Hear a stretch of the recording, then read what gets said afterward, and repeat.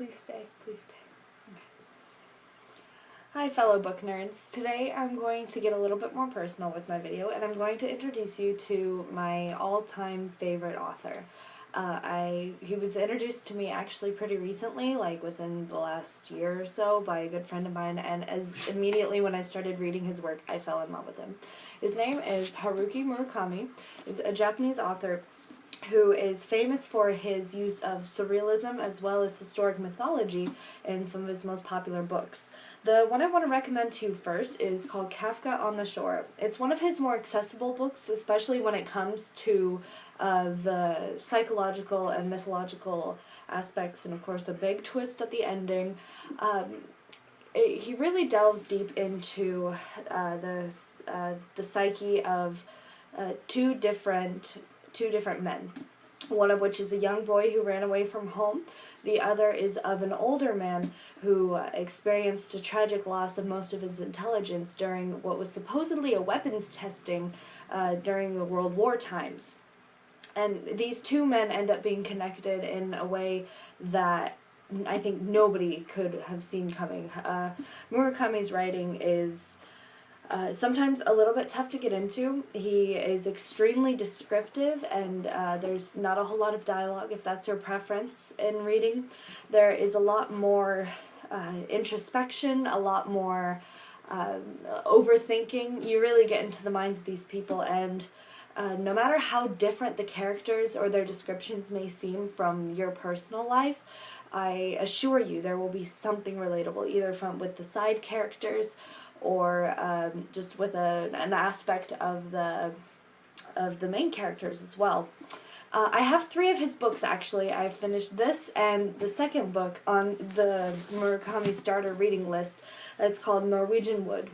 And this, the main characters are college-age students in Japan that attend different universities. I'm only about halfway through, and again, there's that big psychological aspect. I haven't seen the big twist or anything, but I'm sure it's coming soon.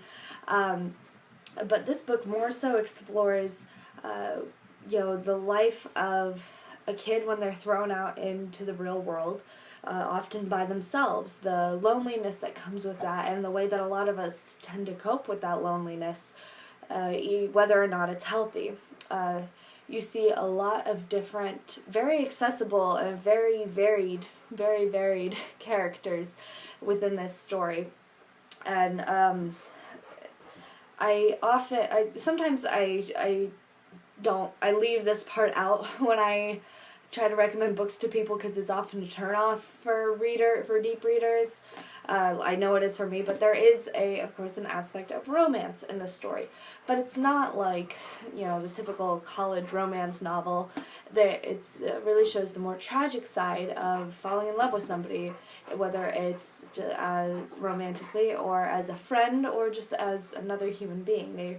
You see all of the phases of horrible soul-crushing pain that you go through that, and hopefully soon there's some redemption.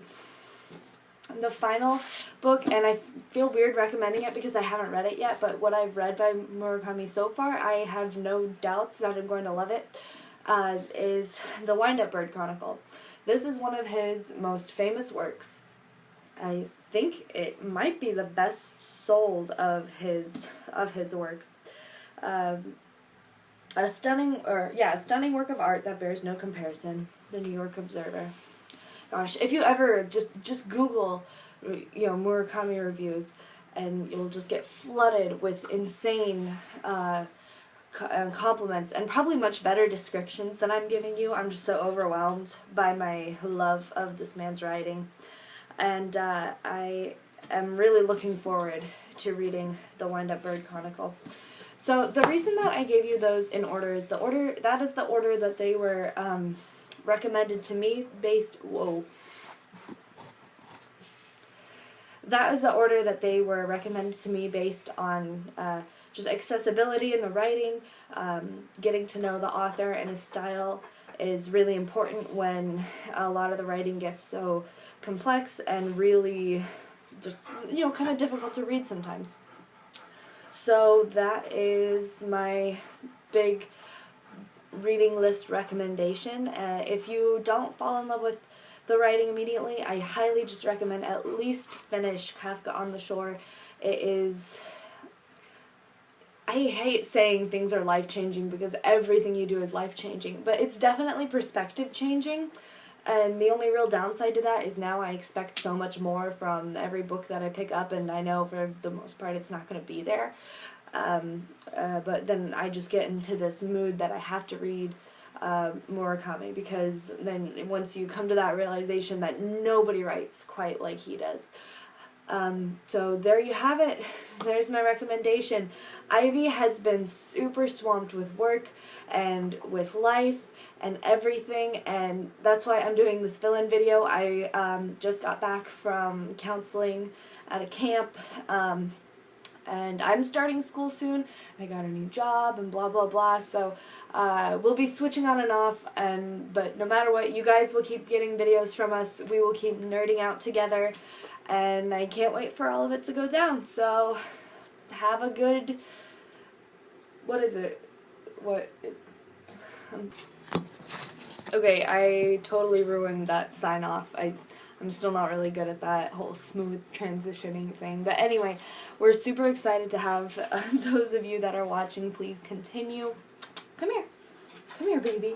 This video was guest starring Christy. If you, for some reason, spent the whole video watching me talk, I really encourage you to go back and watch it again, because from the corner of my eye, I saw her kind of derping around because she thought nobody was watching. She wanted someone to pay attention, so give her that satisfaction. New doggy. You're a good little doggy. Come here. Come here. Oh, God. Say hi to the internet. Hi, and oh, wow. Don't scare the internet. Don't scare the internet. I'm sorry, guys. I'll let you go. Stay tuned for more.